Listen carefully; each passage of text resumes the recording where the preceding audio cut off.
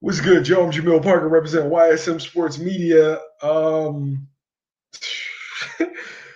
I definitely didn't expect that, yo. Just watched UFC Fight Night, Woodley versus Burns. Burns looked good, man. He looked good. He looked strong. Uh, it looks like it's over for Woodley. He had a great run with Strikeforce and UFC.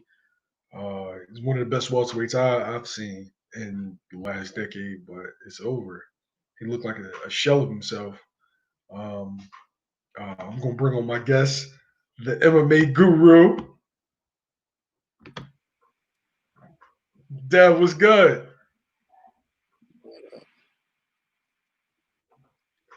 Can you hear me? Yeah, I can hear you. Okay. Bring on my man, JR. What's good, Jay? Yo, what's going on? Hey. All right, Dev, what did you see, man? I saw somebody that got old overnight. Shit was sad to see. It's sad to see. But it is what it is.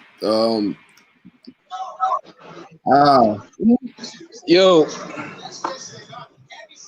For those who don't know, this is Al, one of the baddest striking coaches in Philly right now. All his whole team went undefeated at the Golden Gloves. Everybody was in the finals, smashing everything going. First, and all his students were under 1 year, and they all just smashed everything going.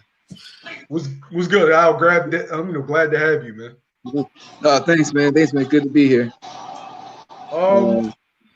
Hey, Dev, start it up, man. What did you see, yo? I mean, this is not to take nothing away from Gilbert Burns, to keep it the truth. Gilbert showed up. Gilbert looked like somebody that, he looked like he came to fight. To me, no one's gonna like this, but I don't think he really did anything special. I mean, he pushed the pace, but he did what he normally do. Swung with his chin in the air. He landed some shit, but I mean, the main thing I saw was Woodley's explosiveness wasn't there, the athleticism wasn't there, and as me and Al was just talking about, and he can get into it more. That just the want to win wasn't there, like it just wasn't there at all. And I was just saying it like in the fifth round, and you can open up on this. Al, you can go ahead and talk about that. Yeah, it's almost like he was just like didn't want to be in the rest of the fight. Like, how can you go in any sport, any combat sport?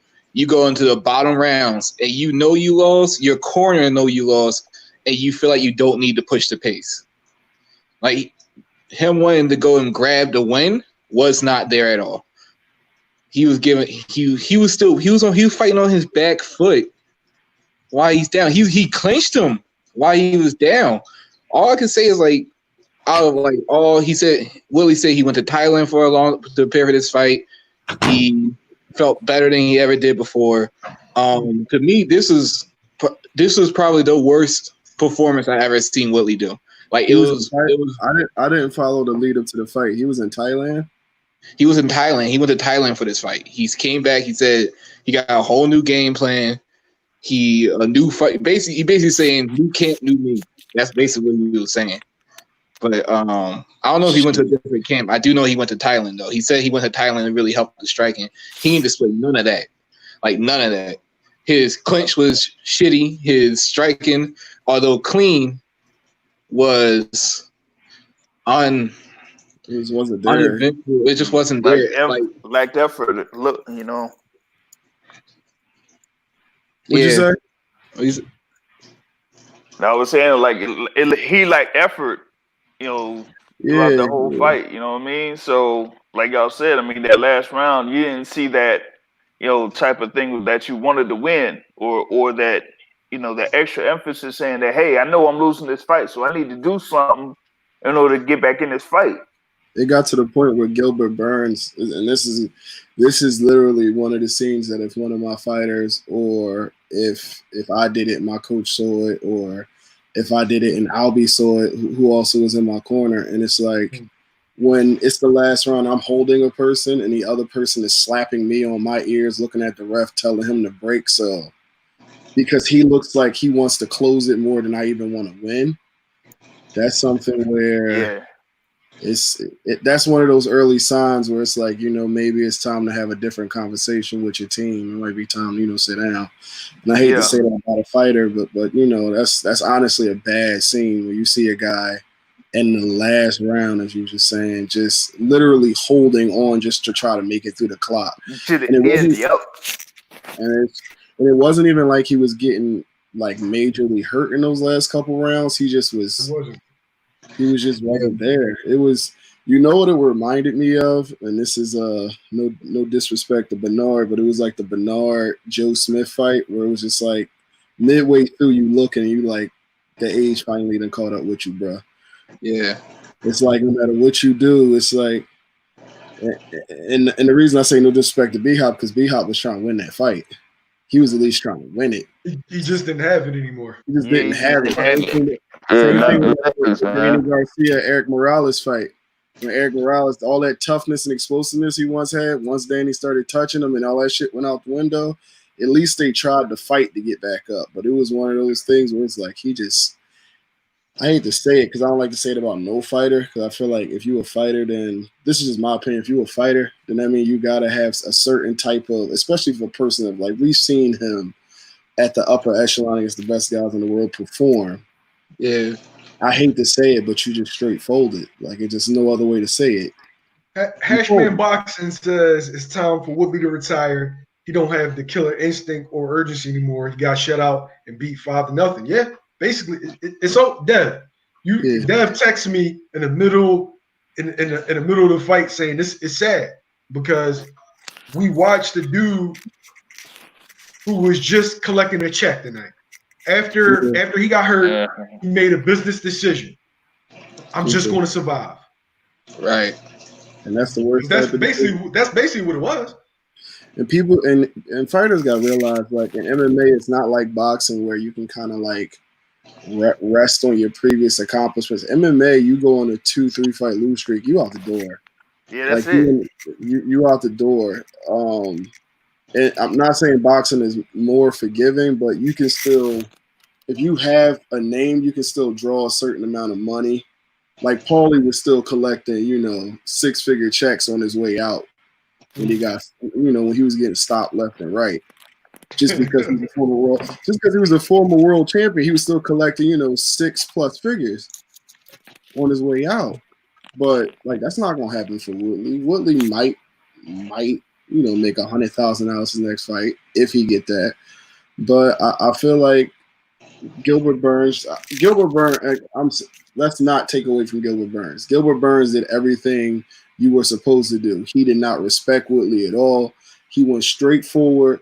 He did a lot of things a lot of people wouldn't have thought possible against Woodley. Number one thing is being blast doubling Woodley. No one does that. That was crazy. When I saw that, and like, it was funny. It happened right when they was talking. I think they was talking about Woodley's takedown defense. Yeah, because Woodley has the highest takedown defense in UFC history. 91%. He got blasted. It was so clean.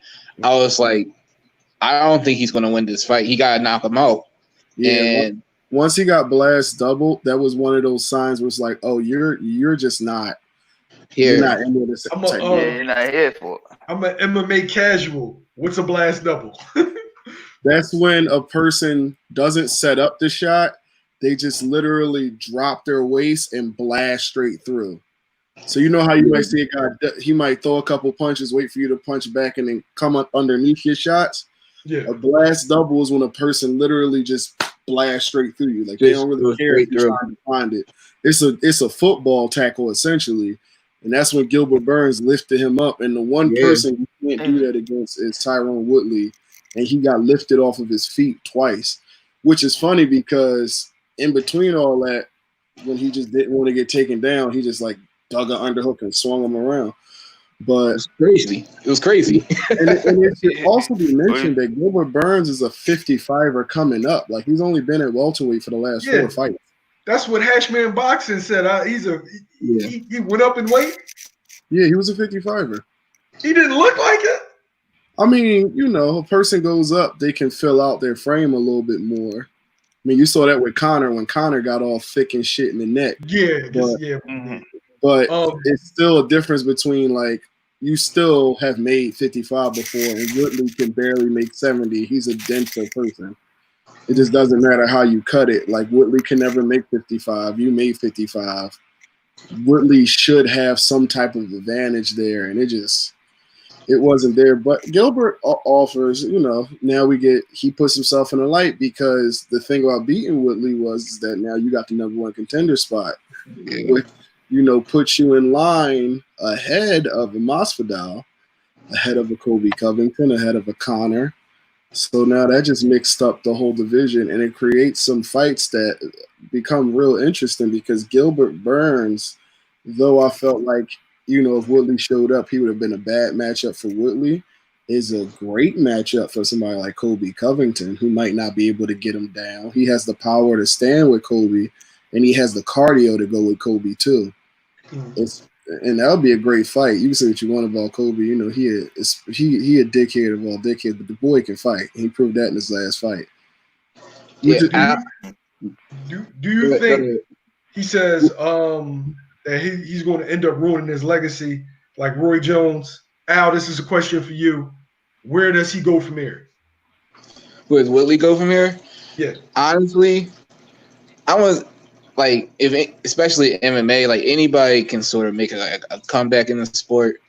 But honestly, I feel like Woodley should just go back to his music career and focus on that. He said he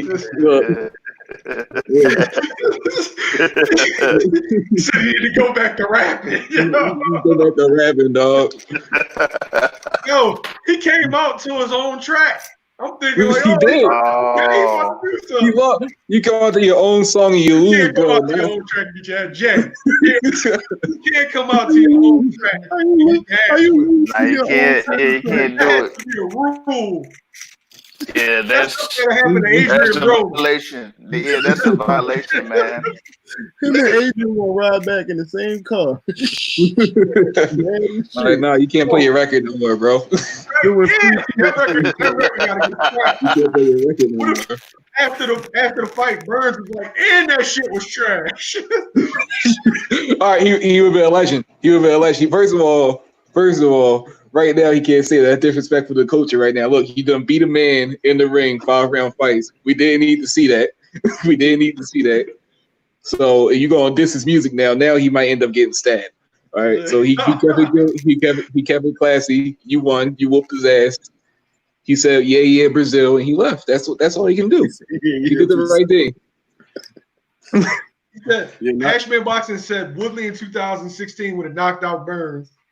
He said any boxer who dances during the ring walk 9 out of 10 times loses. Yeah, that's true. Ain't 9 out of 10. That's 10 out of 10. I ain't except Prince Nassim before Barrera. Pre-Barrera. Yeah. He ain't fighting nobody before Barrera. He ain't fighting nobody before Barrera. What he fought? What was it? Kevin Kelly? It's a good fight. Kevin Kelly was an okay fighter. It was an okay fight, but he a conventional dude in there with an explosive, unorthodox puncher in his prime, and he was too willing to exchange.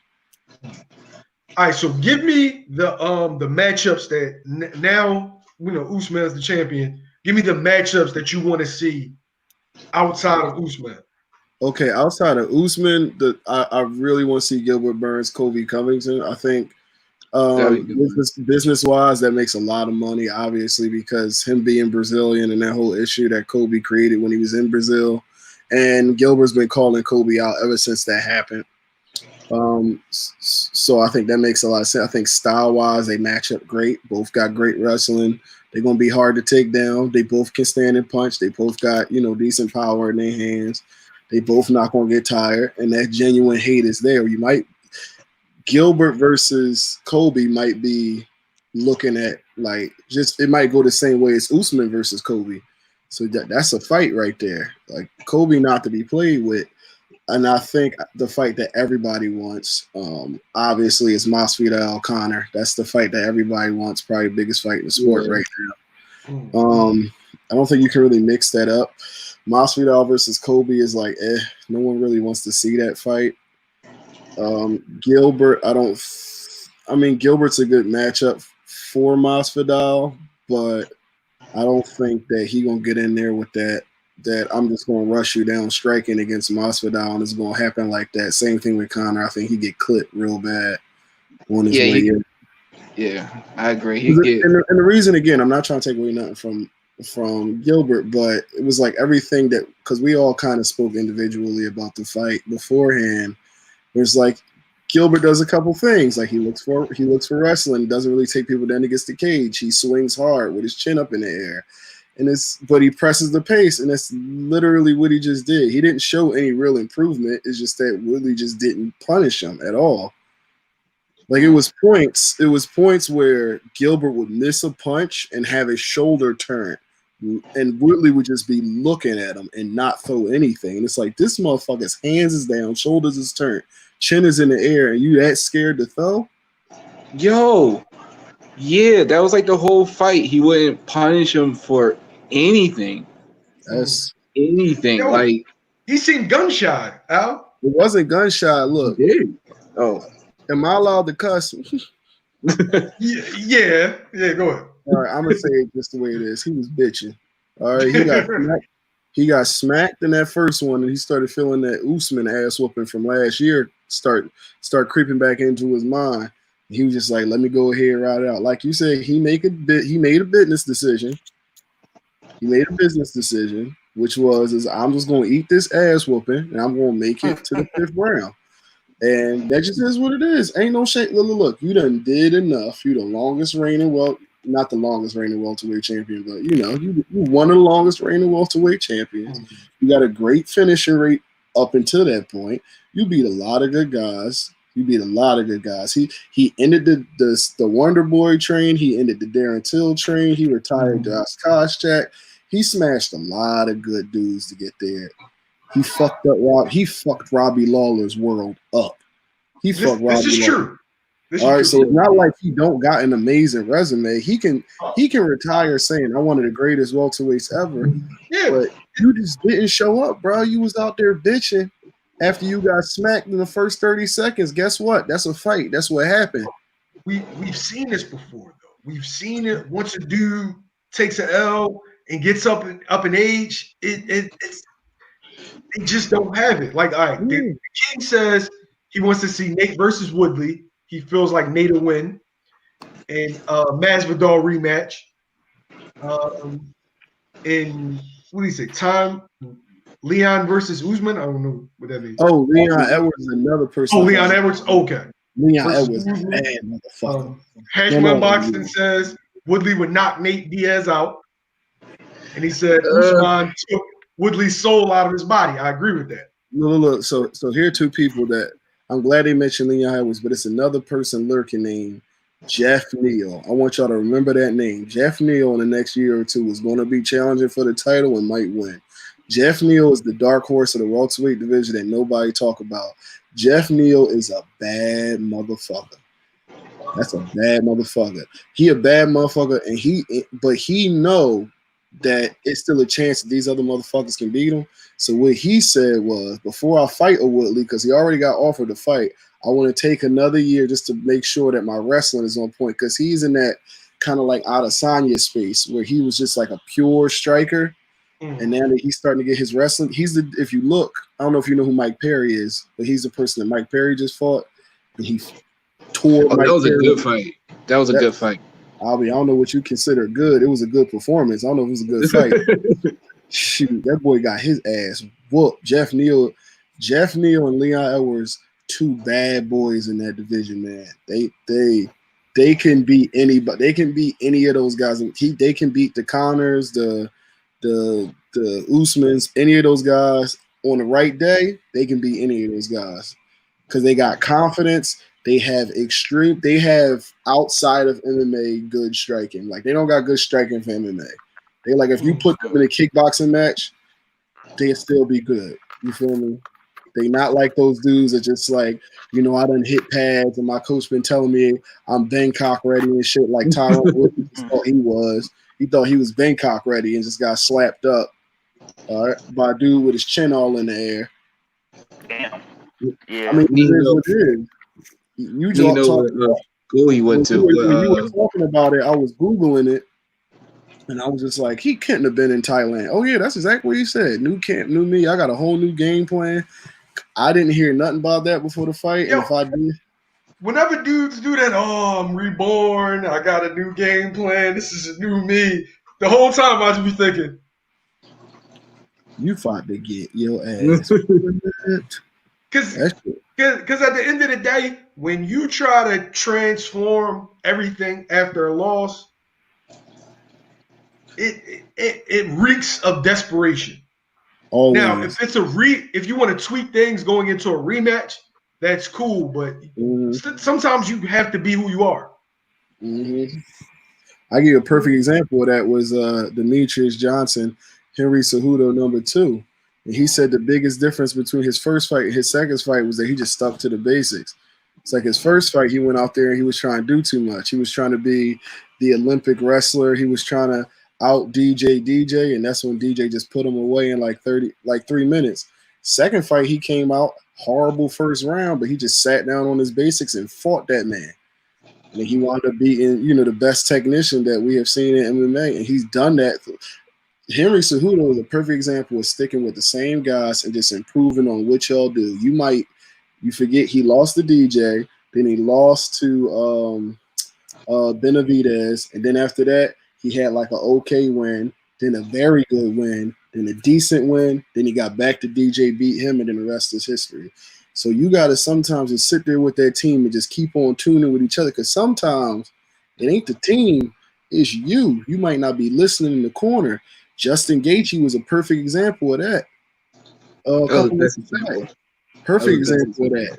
Justin Gaethje didn't do nothing different. He just did everything right.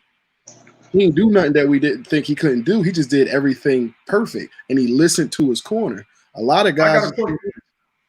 I got a question for y'all too.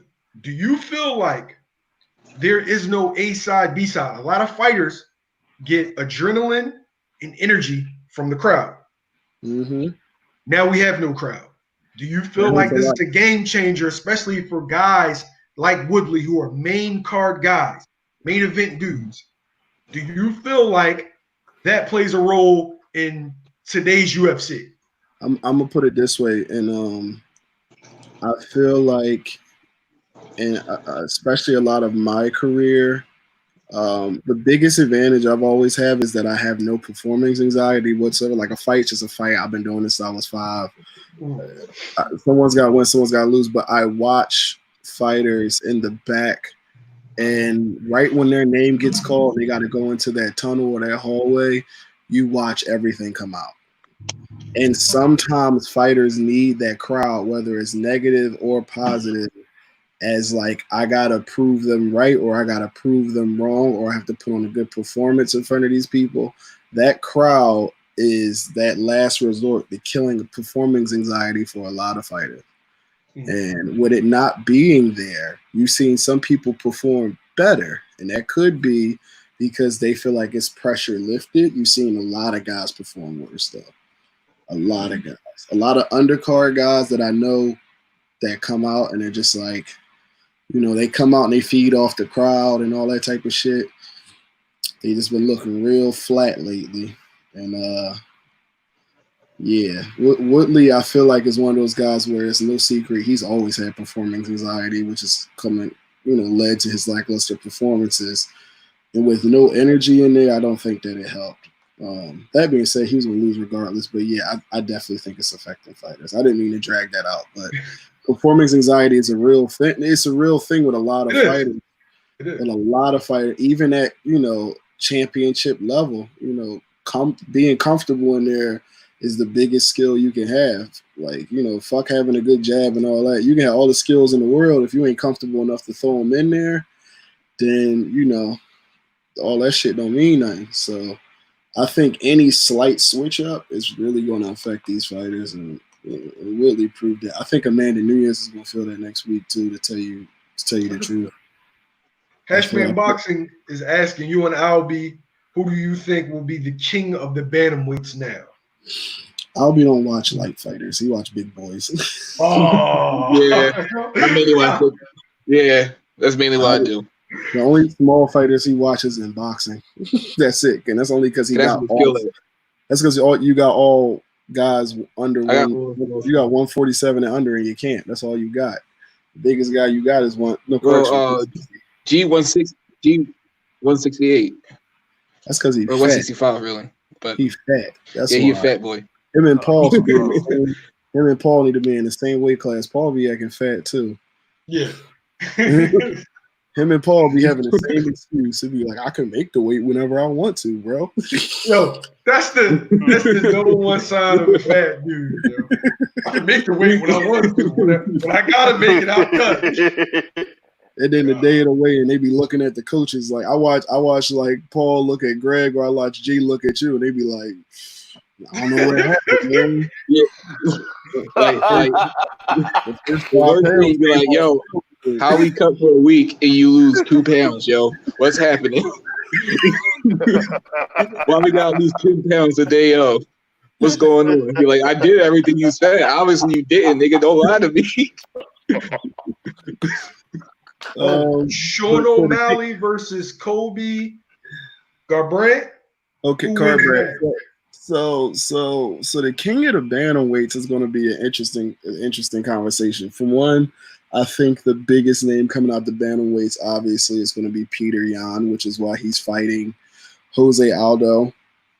Peter Yan, though he hasn't had like an extensive career in the UFC, he has done shit to people that has never been done to him before. Slight burp, I'm sorry. but yeah, Peter Yan is up there, but you got a lot of good guys. You got Peter Yan, you got Aljamain Sterling, who's right there. Rafael Assunção can be anybody. You still have Marlon Moraes right there. We're not gonna act like Jose Aldo ain't still one of the baddest motherfuckers that ever lace up gloves, period. Because he, in a lot of people's eyes, he won that Moraes fight, which was his first fight at 135 against the biggest hitter, and the biggest hitter couldn't hurt him, and he was walking his ass down the whole time. So, yeah, it's a lot of good guys. Sean O'Malley and Cody Garbrandt I don't know. Cody is too hot-headed. He got all the skills in the world, but he too hot-headed. He too suckered into a brawl. Like, people make fun of Cody having a bad chin, and I don't think Cody has a bad chin. I think he just keep getting hit with the same nut ass stuff. It's just like, how many times a person will be like, you a bitch? He be like, I ain't no bitch. You won't. Like, you can't do that. Like, that's not how you fight. That's not how you fight. And it's like, well, Cody is too athletic. If you look into Cody Garbrandt's story, he's just like a combat sports. He's the talent of all talents. Like, he was just like, oh, wrestling. He just dominates collegiate wrestling. It's like, this shit's too boring. Let me try boxing. A lot of people don't know amateur boxing. He was fucking people up, won Golden Gloves and all that shit. It's like, boxing's a little boring. Let me try this MMA shit.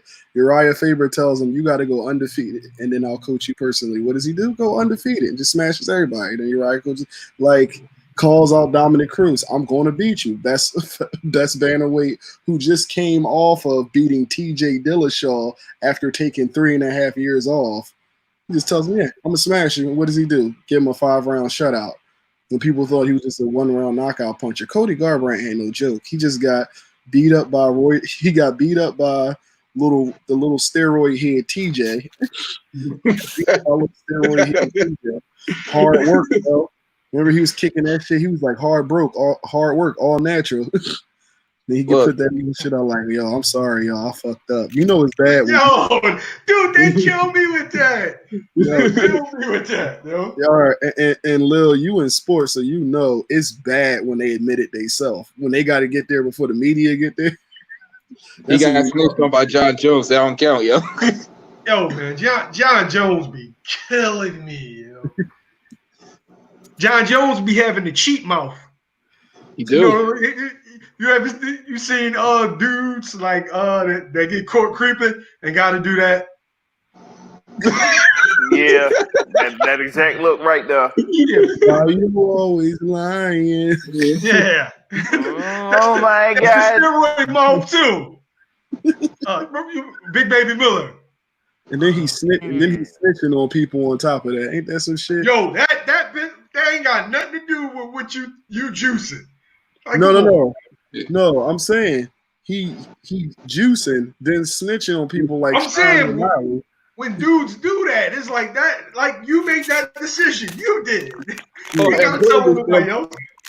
John Jones he snitched on people in his own camp. He snitched on people in his own camp. His own camp? His own camp. Oh, that's foul. He snitched on Smiley. That's how Sean O'Malley got that fine from USADA. He snitched on Sean O'Malley. So wait. He pulled the Nino Brown? Him and Fabricio Verdum, they both snitched. He pulled a Nino Brown. He made Nino look chilling. He pulled this thing bigger than Nino Brown. Yeah. So I'm going down. A whole lot of people's going down with me. He took the whole gang down and then was like, snitching is cool. Like, I'm saying, it's like, yo, it's not cool. Like, Bisbing was the one who bought it all out. He was like, I've never met a person who will look you in your face, do something wrong, and then snitch on what you're doing and still get suspended. Yo, if you ever get a chance, look up Michael Bisping breaks it down. And one of the things Bisping was breaking down, he was like, you still got suspended and stripped of your title and fined after you snitched. So that's how we all know you was on the craziest steroids ever, because it wasn't no dick pill, because that's what he's trying to pass it off. It was like it was a dick pill and I didn't know what was in it. It was the gas station dick pills, that type of shit. And it was like, no, you knew, yeah. Gas he blamed them in the gas station. He blamed them on the black ant. He did. And on bad cocaine that was cut with creatine, and that creatine. I'm done. I'll be pleased. Let them know that I'm not lying. No, all this is true. He also said he was going to go that Canelo house. Yeah, he said when he was partying, getting coked up, the coke was cut with creatine, which was also cut with. Question: how you know what coke is cut up with? Yo? That's what he said, bro. That's what he said. I'm just saying. How do you know what they cut the coke up with? You was there when they was cooking it? Apparently. You weren't with him shooting in the gym. But they was cook. He must have been there with him cooking in the kitchen. Cause god damn. Yo. One second, my man said he wants to see Izzy versus Rockhold. Why do you want to see Rockhold fight? Him and Tyrone Woodley can just go sit down. Yeah, it's done. Luke Rockhold's done. Him, Tyrone Woodley, Chris Weidman, that whole guard they just need to go sit down. Like y'all all did really well. But look, once that ticket get punched on your chin, it's easier to punch it every time. It's hard for dudes who have reached the pinnacle. Like Chris Weidman, he beat Silva twice. He beat all old Brazilians. He beat all old Brazilians, fought one dude in his prime, and got one of the worst beatings we've ever seen in UFC history. Yeah. Yes, but I'm just talking about mine. After Silva, he probably thinks he's a world beater. So you're always chasing that high. I know you chasing that high, but every single one of your losses in your career is by knockout. Yeah. Same thing with Luke Rockhold. All Luke Rockhold's losses in the UFC are by knockout. So it's like I don't want to. And Woodley, all his losses is by fold, lawn chair. So I don't want to see none of, I'm being honest, I don't want to see none of them fight again. I don't like seeing guys who are at the pinnacle become a Paulie Malignaggi, where guys are just like, oh, you're on your way up. You can get an easy, little bit. Like Anderson Silva, this is no disrespect to the dude that came down from Cannonier, Jared Cannonier. It's like, do you know who Jared Cannonier is, Lil? Do you know who Jared Cannonier is, Al? Nah, who is that? Does anybody in this chat know who Jared Cannonier is? Well, he just knocked out Anderson Silva in his last fight.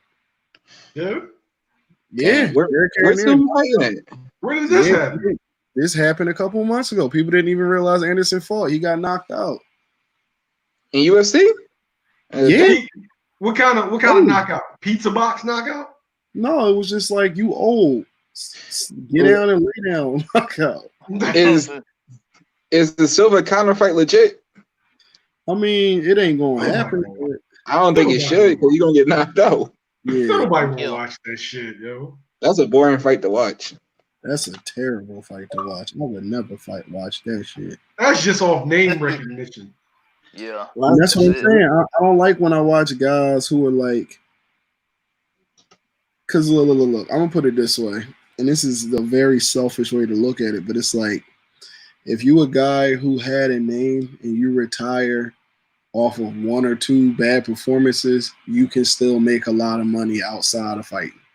You can still, between coaching, seminars, owning a gym, branding, all that type of shit, you still got. Chris Weidman can't have a brand now. Unless it's for pillows. This shit. That's the only thing you can have. And I try that's cold. I try not to even laugh, but it's just like, the truth of the matter is that y'all done. Y'all fucked up your own careers. Y'all fucked up your money outside of it. What do you think of the guy MVP? Ooh, I wanted to fight him so bad. Ooh, I wanted to fight MVP so bad. Ooh, you want to see him in the UFC? How you want to see him in the UFC when he got smashed outside of the UFC? Yeah, he did. How you get smashed outside? You beat nobody. His best win was against my old teammate Croc, which was a terrible fight on both of their ends. And that was legit the best win on his record. And then he fights, what's his name? The welterweight champion in a Bellator. He a bad dude too. But whatever, he gets knocked out in the first round badly. It then has a lackluster performance. I don't want to see him. You looked okay against bombs. That's it. I don't want to see nobody that look magnificent. Sometimes it ain't what you do, it's who you did it to. And he ain't did it to nobody. Yeah, Jared Cannonier knocked him out in the first round with a kick. He lost to Adesanya. Somehow he beat Derek Brunson, bum ass. And before that, it was all good now. Before I've that. been seeing talking about Conor. Lima? I've been seeing Conor rate the GOATs, right? I love this. He had himself number 2, maybe number 1, Anderson Silva number 1, GSP number 3, and John Jones number 4. Do y'all agree with that list? Fuck no, don't nobody agree with that list. He don't even agree with that list. He don't agree with that list. He just want people to talk about him in between time because he's smart. That's what he's supposed to do, is keep doing enough where he ain't going to offend nobody, but he can keep his name out there. Hell no. For one, there's no way you could put yourself over somebody like GSP because you ain't did nothing GSP done did. Now, Conor can argue this. Is he a top 10 pound for pound great? You could argue that he's in the top 10. You could argue it.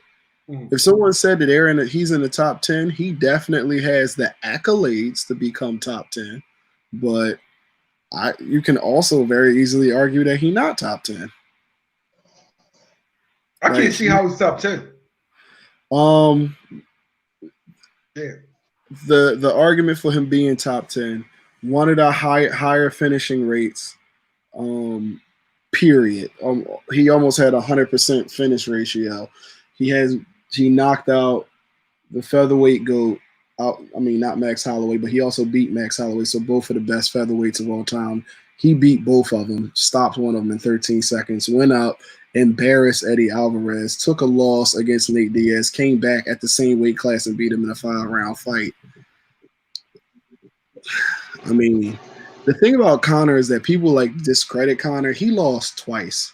He lost to a Nate Diaz at 170 in the fight he was winning. He just got caught, came back and avenged it at the same weight. And he lost to Khabib, and he gave Khabib the best fight we've seen yet far. Those are the only 2 losses. I don't know where people get in this Conor has what, 4 losses, right? He has 3 losses at MMA. He lost one of his earlier fights by submission. Like, no one knows about that fight. But his 2 actual losses were his Nate Diaz. The second Nate Diaz fight, he kind of survived. I mean, he did what he was supposed to do. He smashed in the first 2 rounds. Nate Diaz started doing the avalanche like Nate Diaz does. Conor put together a good 4th round. He popped, moved, did enough. He did just enough to win that 4th round, and he just survived that 5th round. He did exactly what he was supposed to do. And people argue it was like, well, you can argue that Nate Diaz won 3 rounds. It's like, well, you could also argue that first round against Conor was a 10-8. He dropped him 3 times. How's that not a 10-8? He was a 10-8. He didn't land any strikes, and he got dropped 3 times. So I ain't trying to hear nothing. So, who else? Did he lose to anybody else? I mean, he lost to Floyd. Yeah, damn.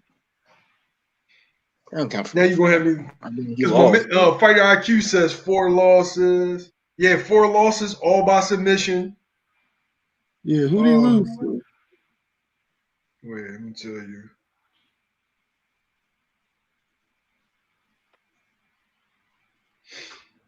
Of course, we know Khabib, Nate Diaz.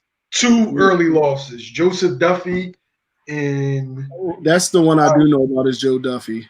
Yeah, and a guy I can't pronounce his name, but by knee bar. I know about the Joe Duffy loss, which was just early on in his career. And, both were early. Yeah. His first loss came in his 3rd fight. Hashman Boxing asks, "Are we excited about Khabib versus Gaethje?" Who wouldn't be excited about that? Yeah. Yes. But here's something. This is something we gotta really look at. With the state of Khabib's father's health, would him not be in Khabib's father is an instrumental role in not just who Khabib is as a fighter, but the mind state. Like, you see him always bring Khabib back into that place where it's like it's time to go dominate a person. Like, you see him in the corner, he always brings him back. When you take a lot of time off, which Khabib has done now, his last fight was a while ago. And now it's a big potential that his father's not going to be in his corner. Do you think we're going to see the same animal? Especially if it happens where there's still no crowd against a Gaethje. Because Gaethje is nothing to play with. It's like, do we see the same Khabib? So, yeah, he did beat Poirier. Like, Conor beat a lot of good dudes, man. He beat the father thing is a very that makes it very interesting. And I mean, honestly, that changes the dichotomy. Would you be surprised if something was,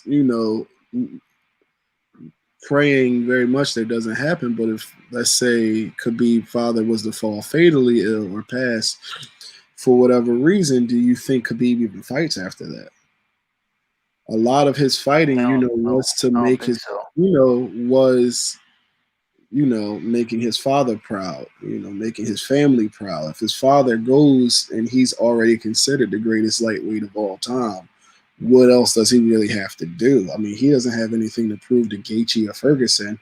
In his eyes, we might think like, yeah, you still got to check those 2 boxes off, but it's like, You may not have to check the Tony box, but the Gaethje box. The Tony box is still out there.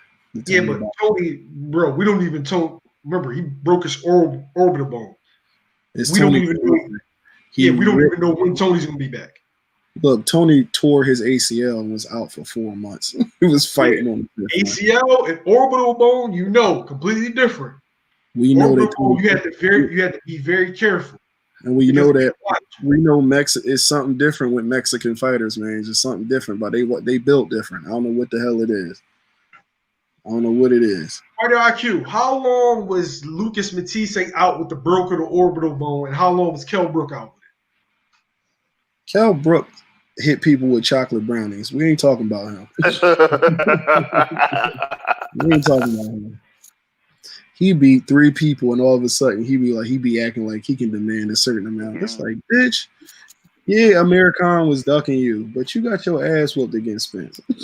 You got your ass whooped against Spence. Beat down against Spence. Yeah, it's like, come on, man. You can't be asking for these astronomical amounts. And who did you come back and beat? Oh, that's right. Nobody. Didn't nobody care about your comeback fight? Nobody. Like, let's be honest. Who really cares about a Kell Brook fight? Whoever Nobody. Nobody. Yeah, and you keep sweat, boy. Shit. Nobody really cares. Kell Brook's whole selling point was Amir Khan won't fight me. It's like, well, Amir Khan don't want to fight to win. Like, the wind blow too hard, he go to sleep. Like, the thing is, Amir Khan fought. He took fights, not fighting Kell Brook. He fought better people. He fought everybody. Yep. Like Khan for real wasn't ducking nobody. Like, my man fought every challenge he could. He fought everyone from Paulie to Canelo. Like, oh, I'm sorry. I've been mean. I wanted to hit you up about this.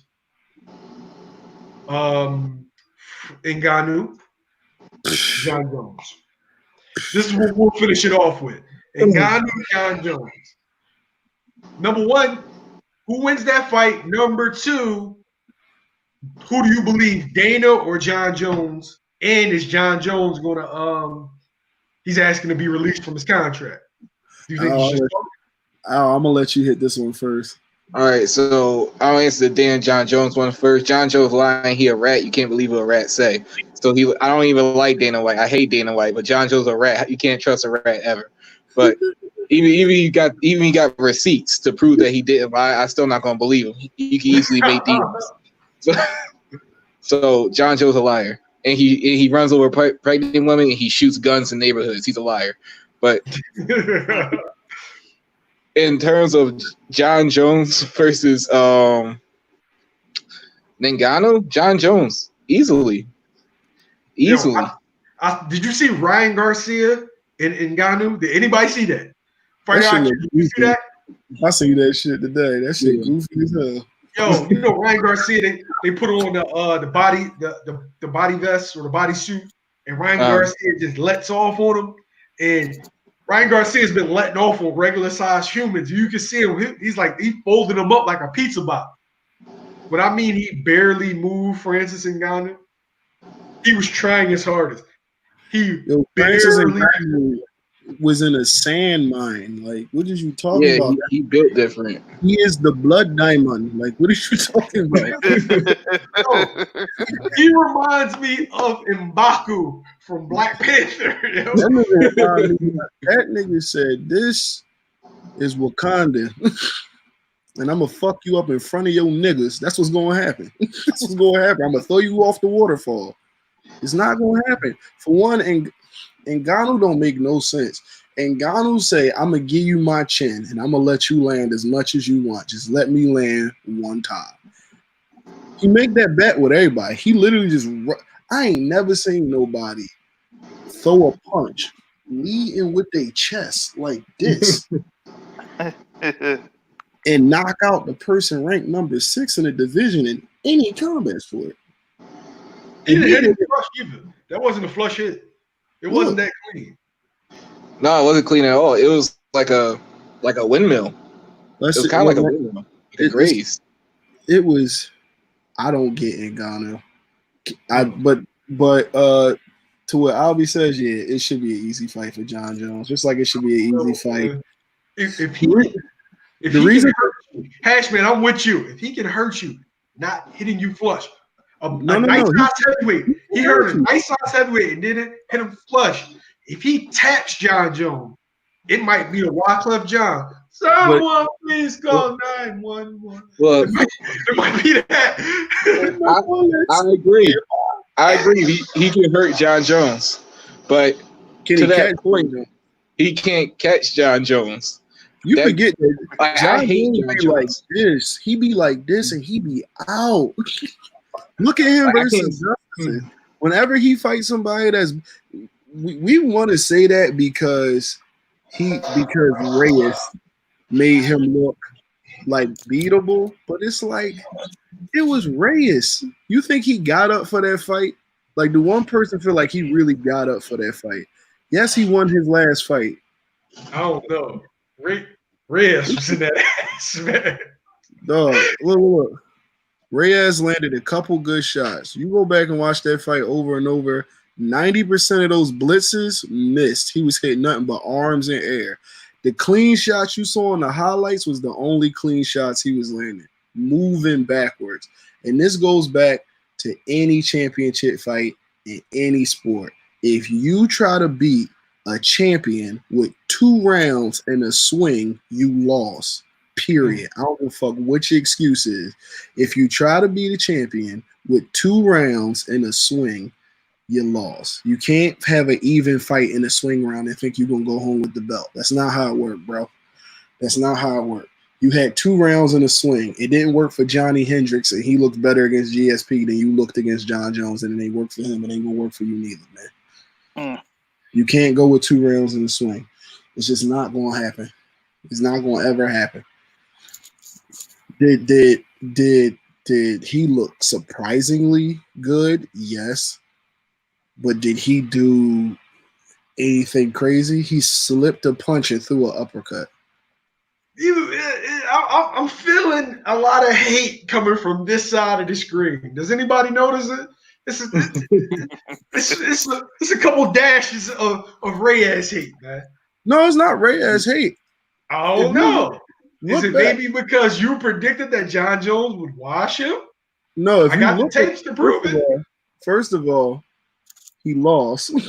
Second of all, if you look back to what I actually predicted, what I said was I feel like Reyes' game plan is going to be to try to sit on the end and wait for his chances to explode when John Jones misses a punch. I don't know if he can carry that out through 5 rounds. I figured he would die after 2. That's exactly what I said, and that's what he did. I've seen the boy fight. I called out his whole career, compared it just to Chris Weidman's. He's a good fighter, but he had a good fight against Jones, and he ain't beat nobody before that. He having debatables with what's the kid name? Well, that's right. You forgot. He having debatables with motherfuckers you don't even know. All right? Damn. Yo, if you in the comment section, hit that subscribe button. I would really appreciate it. Yo, everybody subscribe to my man's. Period. Please. Forward it to a homie. Share it on your Facebook.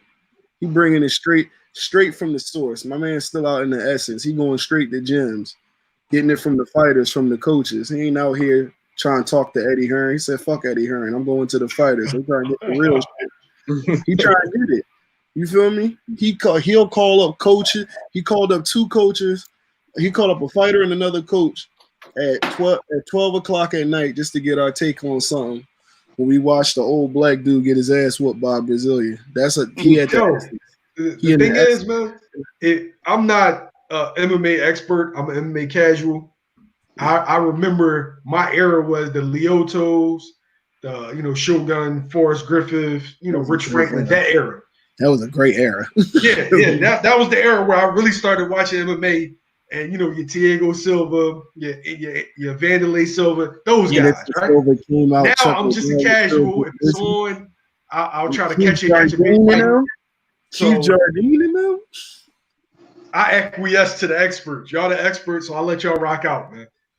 All right, but let's answer these questions in the comments real quick. Kel went from 160 to 47, drained muscle, and had no tune-up, and went straight to his mandatory Spence. I mean, you can make an excuse for a fight, but he never looked.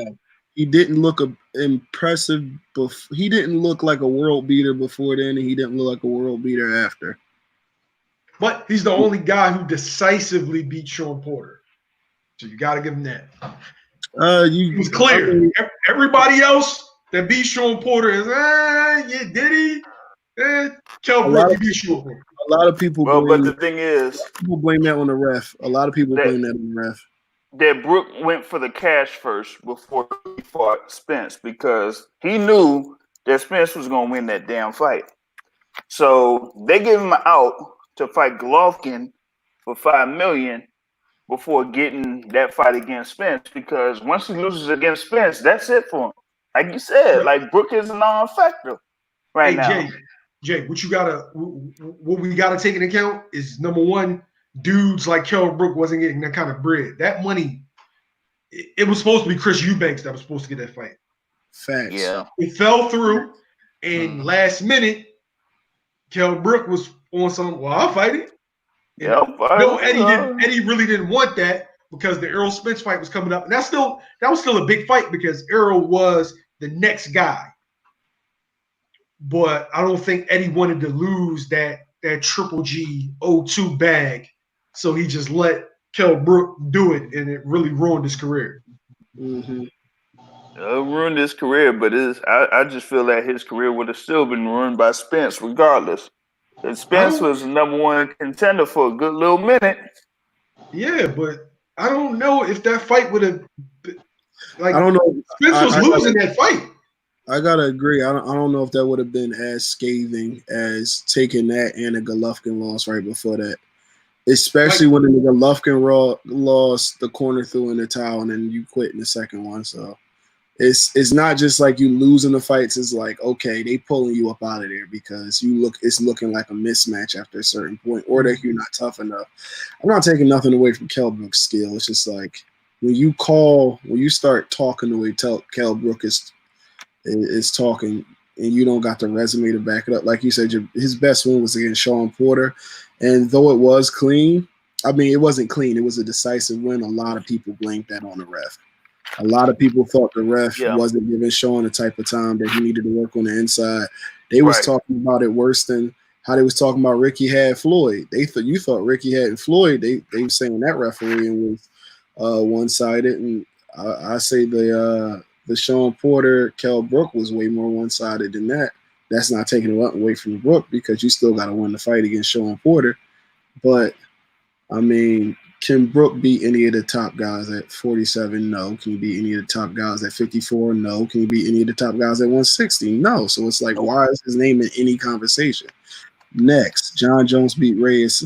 John beats Reyes in a rematch more decisively. John has a 100% finish ratio in rematches. So yeah, that's true. Jan Blachowicz should be an easy fight. He's going to be one of the easier fights John has had.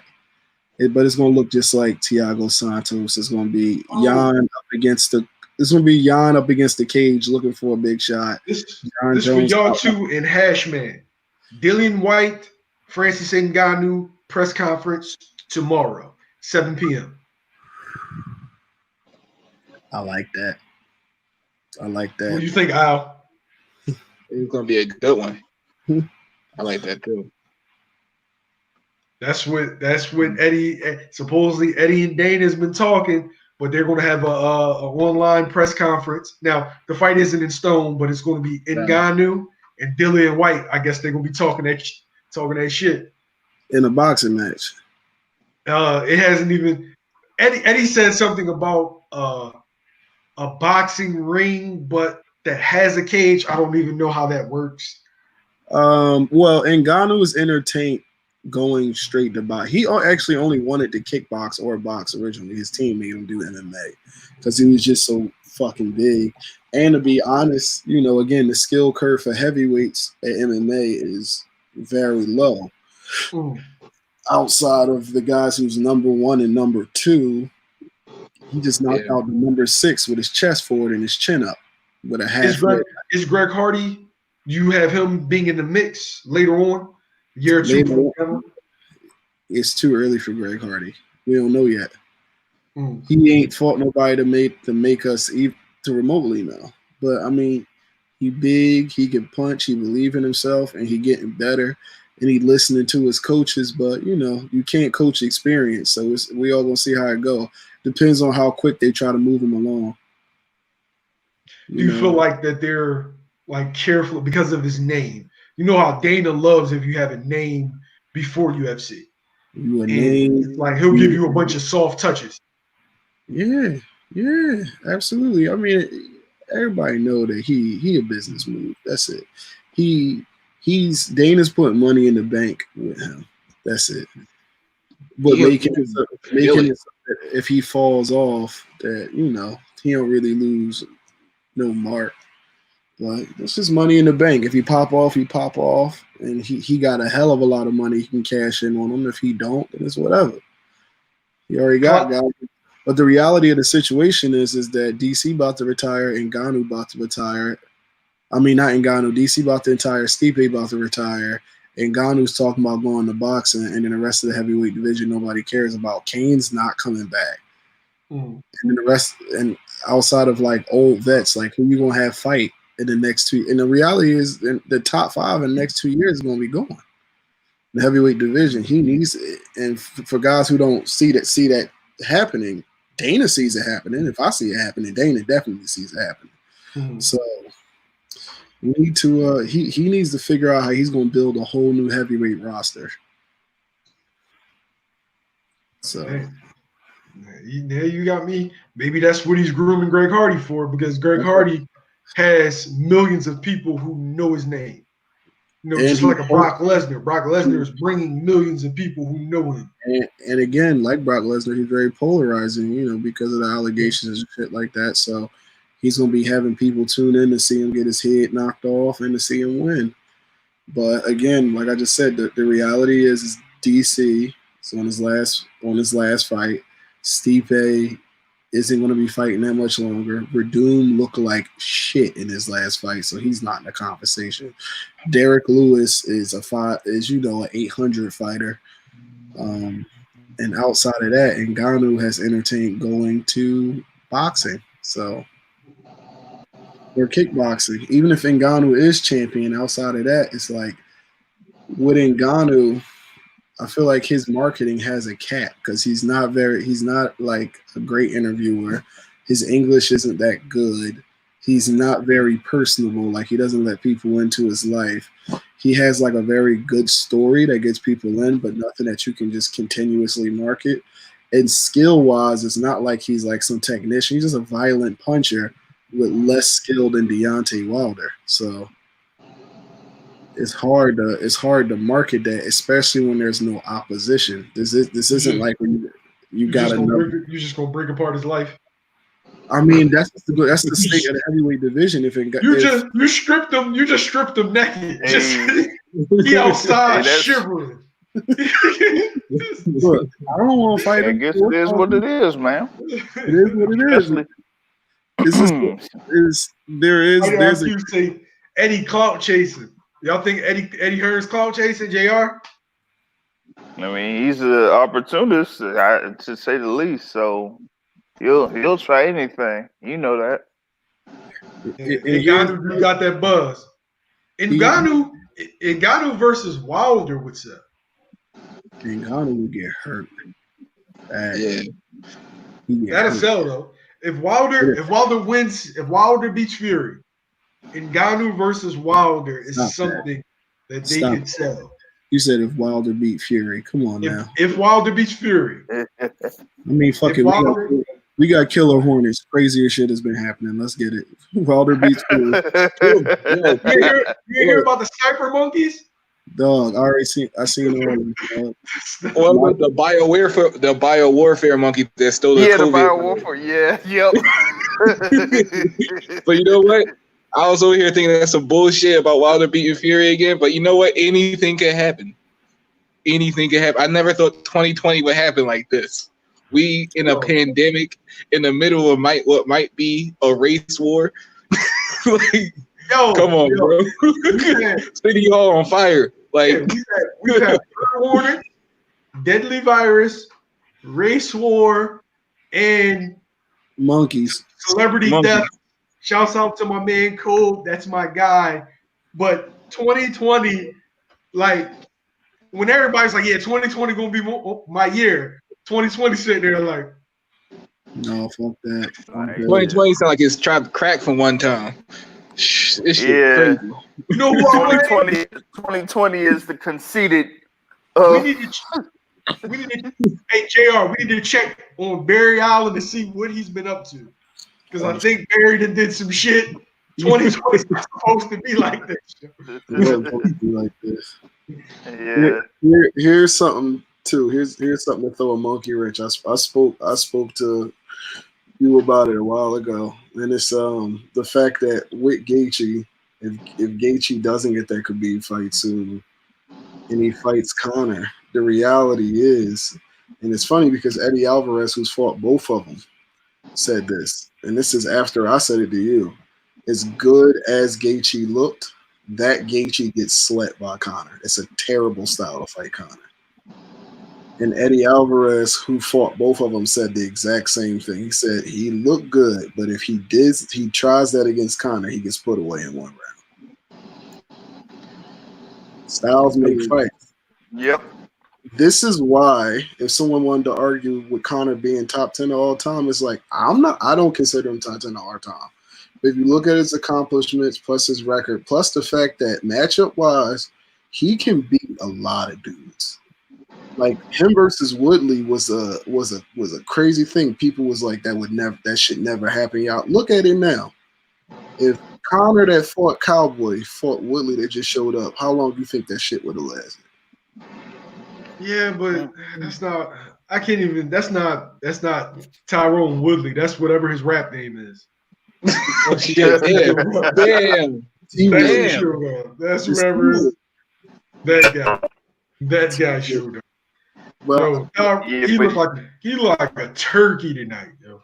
Yeah, but could Gilbert Melendez coming forward like that beat a Conor? Could he survive that first 2 rounds? No. You feel me? And the fact that we got to say that makes an argument for that top 10 space. When you talk about like actual fight ability plus resume, and on top of that, Conor just like not a bitch at all. Like he got super championship mentality. This is what made me a Conor fan, because Conor was like a very average fighter to me. If anybody gets a chance to watch this, it's a video of when he was supposed to fight Jose Aldo the first time, and Jose pulled out like a night or two before, and he said, "You got Chad Mendes." Chad Mendes was a bad man. Chad Mendes only lost to Jose Aldo. And his only loss, he first time he got stopped, but the second time it looked like he was going to beat Jose Aldo. Chad Mendes was a bad dude. Conor got that in the middle of the night in his sleep. Woke up and they told him, and what Conor said was, "I never forget it." He looked at his homie and was just like, "It don't matter who I fight. It's always going to end the same. No matter who I fight, they all the same. They all going to lose the same way." And he told Chad Mendes how he was going to beat him. And then he got up, faced adversity, got taken down, got beat up, got his ass back up every single time, wore Chad Mendes out and knocked him out in the second round. And he told Dana White, "I'll bet you $1 million that I knock him out in the second round." He knocked him out in the second round. Conor is not to be played. How I became a Conor fan is, who did he fight before Aldo? That was Chad Mendes. That was Chad Mendes when he hopped over the gate? Yeah. Yeah, okay. That's how I couldn't remember who it was. That's how I became a Conor fan. When he knocked him out, hopped over the gate, and then yelled in Aldo's face, I'm like, yo, who is this guy? He's awesome.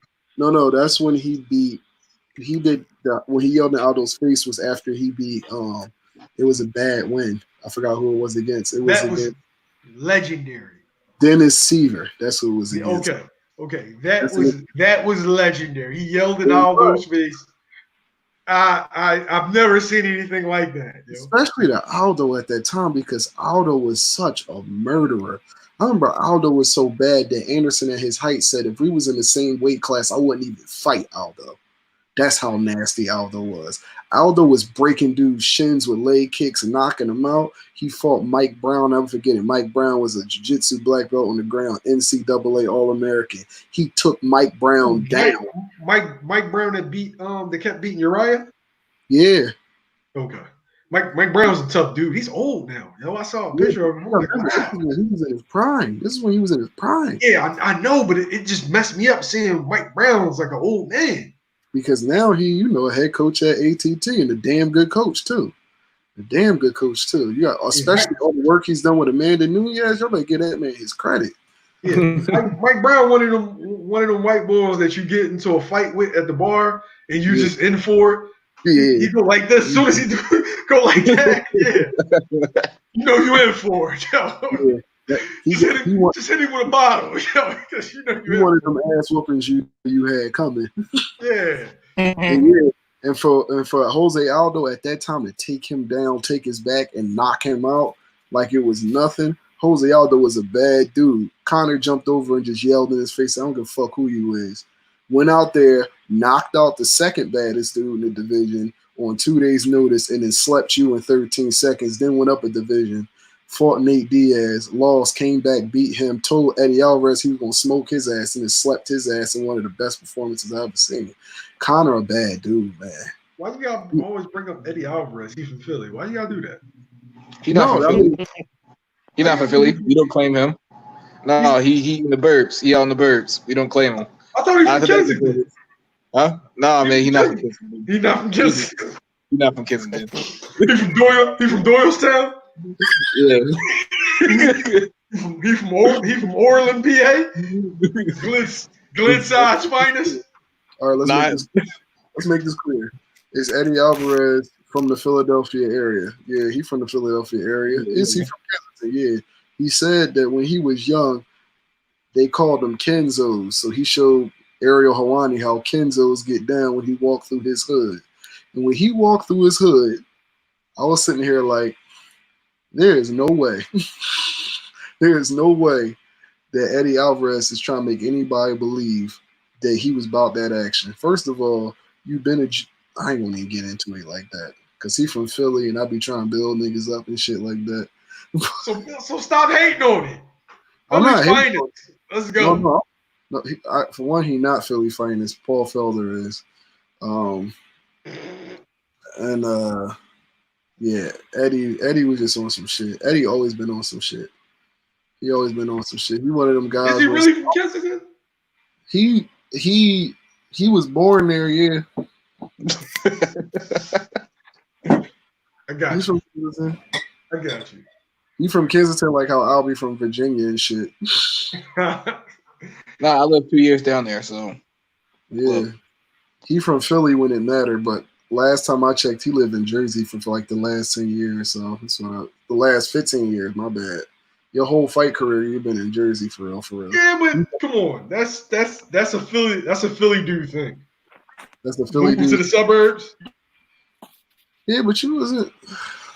All right. No grounding mud. Hey, Albie, Dev, JR, tell them where to find you at. You can find me at Al. Show that shirt. It's funny that we got on the same shirt. They didn't record. They just Double F. You'll see it in all my man videos when he interviewing, Greg Hackett and all that. Double F. We the MMA and kickboxing squad. Head coach of kickboxing MMA. He assistant head coach of all that.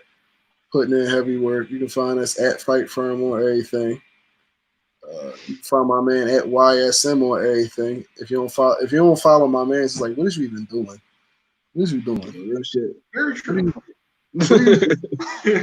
Jay, tell them where to find you at, Jay. I mean, just like this straight up boxing source, man. Boxing news and boxing talk. Live podcast Sunday nights at 7:30 p.m. Eastern time. But also have the podcast available on iTunes, so you can subscribe on iTunes and listen to the podcast, man. And also have the boxing source on YouTube. Just subscribe to the channel, man. That's it. We'll meet back next week. Y'all meet back next week for the man in movie. Oh yeah. We'll be back next week. Well, I'm waiting for that one.